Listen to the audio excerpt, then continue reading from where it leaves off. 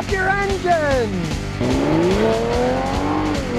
Well, here we go with Subarus with automatic transmission problems again. It turns out that Subaru's ratings dropped from like 8 to 9 overall because the big fancy Subaru Ascent, which is a 3-row passenger mover, they have transmission problems where some of them they had to replace the transmission. Subaru historically has had automatic transmission problems. I've shown that over the years. They seem to have started to make them better for a while, but now I guess they're back to their old tricks again. The Subaru Ascent makes a Consumer Reports 10 least reliable cars. All I have to say is, when a company has a problem with a particular thing, like automatic transmissions or engines or whatever, I would always be leery about buying their next generation of vehicles because you never know. They had problems in it before. Obviously, their automatic transmission division is somewhat lackadaisical in how they design or build them, and they're having problems. A couple years ago, they had to recall 76,000 of these Subaru Ascents for the transmission problem. The problem is they got a bad sensor.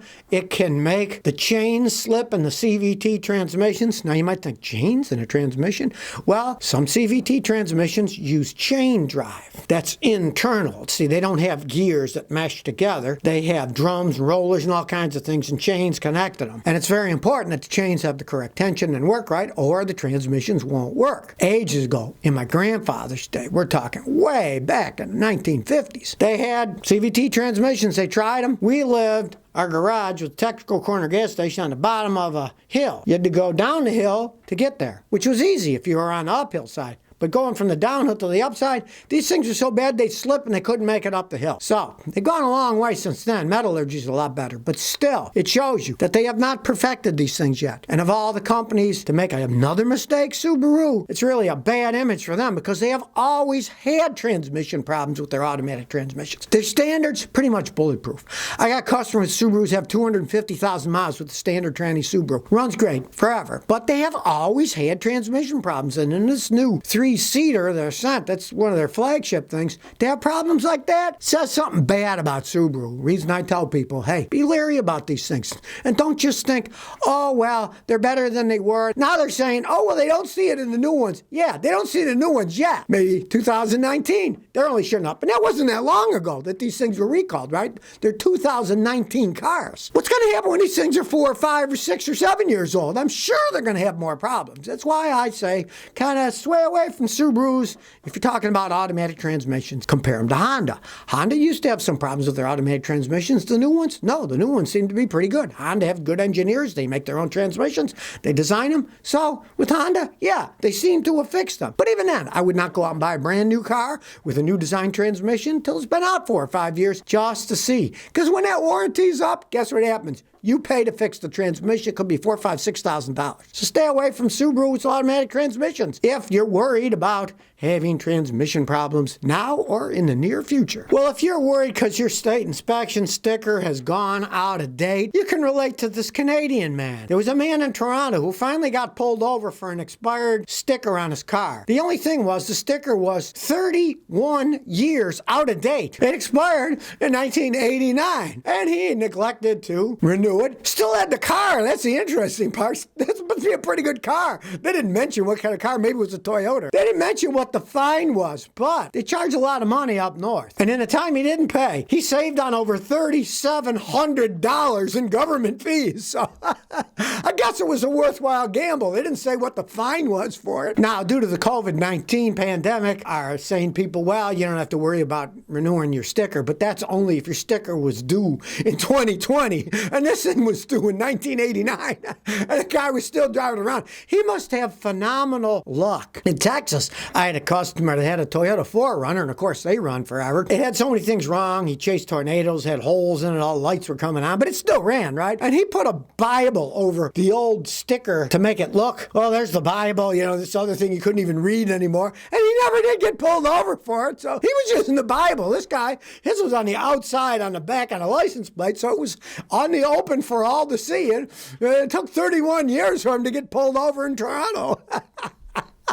That must be some kind of record, you know? All right, here comes some driving information from our friends up north in Canada. The officials say you're not supposed to let moose lick your cars. Now, you might think it's a rather humorous thing, but if you've ever met a moose, they are rather large, and they're not like deer. If you go, they don't run away. They stand there, and then sometimes they attack you. Well, it turns out moose like salt, so they'll lick the salt on your car. Moose and people don't mix, so it's not a good idea. Now, you can pay up to a $25,000 fine for disturbing wildlife in Canada. I'm thinking, is this like in the United States where police are hiding behind billboards, and then when you go zooming by, they zap you with the radar and come get you? Only here, perhaps they have trained moose, and then when they come to lick your car, they come out of the bushes, the Royal Mounties, and give you a $25,000 fine for letting them lick your car. Well, you know, animals like salt, and in the winter they put a lot of salt on the road there because it freezes and they don't want people to kill themselves sliding on ice. And then the moose decide, hey, let's lick that car. So if you're thinking about visiting Canada anytime soon, you better not let the moose lick your car or you could pay a $25,000 fine. Of course, you know, it's like anything else. Just like you go to Yellowstone, you don't go out and feed the bears. It's dangerous to let them. Now, it's not like the moose are going to eat you. They're vegetarians, but they will stomp you and have big antlers on them. So do not let the moose lick your car if you go to Canada. Another thing to think about if you travel north of the border. Warren Nelson says, how much does a Ford Inline 6 weigh without oil or transmission? Well, you know, Ford has made a whole bunch of straight six engines of various sizes. But I'll give you my own personal example that I used to have a Maverick and it had a 200 cubic inch straight six engine and it weighed 385 pounds naked. Now, you know, the engines, you know, they weigh something, but they're not as heavy as you might think. I mean, the engine weighs 385 pounds and the whole car between 2,000 and 3,000 pounds. So you really get a lot of power out of a little gasoline engine. That's one of the main reasons gasoline engines became so popular over time, is because for the power they put out, they don't weigh all that much. Where take a diesel engine has to be thicker, stronger, heavier because it's got a compression ignition, so it's got more pressure inside. So diesel engines do weigh more than comparable gasoline engines. And that's why people had high hopes for the Wankel rotary engine. They were tiny, weighed less, put out a lot of power, but unfortunately they also blew up over time. The seals didn't work right, so that was kind of a dismal failure, and they got horrible gas mileage. So that's why we still drive gasoline engines. They put out a lot of power for a pretty lightweight little engine. Now you take something like a turbine engine, they put out tremendous power for their weight. That's why they put them in helicopters and stuff. But unfortunately, they're worse than the Wankel rotary engines. They're tremendous gas hogs. That's why we don't drive around turbine cars. They suck fuel like no tomorrow. Brendan Terry says, I got a 2004 Buick Park Avenue. How bad of a job is it to install the rack and pinion? It's a big job. There's no arguing that because the rack and pinion goes from the left side to the right side and bolts in the middle. You have to take a lot of crap out of the way to get it off and then to slide it the whole way out. You got to have enough room. Now, it can be done with normal hand tools, jacks, and jack stands, but realize it's a pretty big job. You might just go get like a Haynes manual or a Climber's manual or look at All Data DIY, and they'll show you step by step how it is, and you can decide you want to try. But if you do, realize when you're all done, you're going to have to still go to a front end alignment shop because the alignment has to be adjusted because you're taking it all off and it has to be screwed in perfectly. So you're still going to have to pay a guy to do that.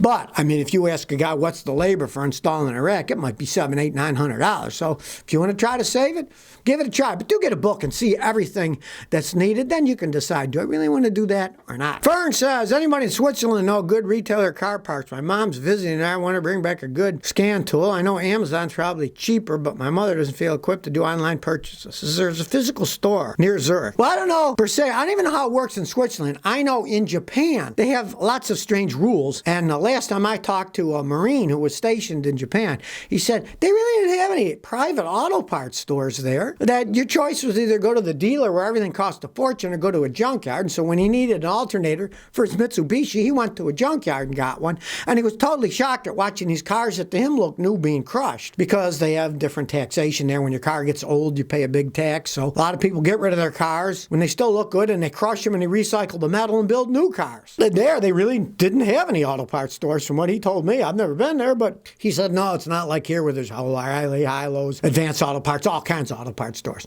Maybe Switzerland's the same way. I don't know. But you can always get something on Amazon and have it shipped somewhere else, especially electronic stuff. I mean, you could buy it, have it shipped. I do that all the time for people. Sending something to somebody, I just go on my Amazon account and I said ship to this address, I ship to that address, and it really makes things simple. So if you never want to miss another one of my new car repair videos, remember to ring that bell.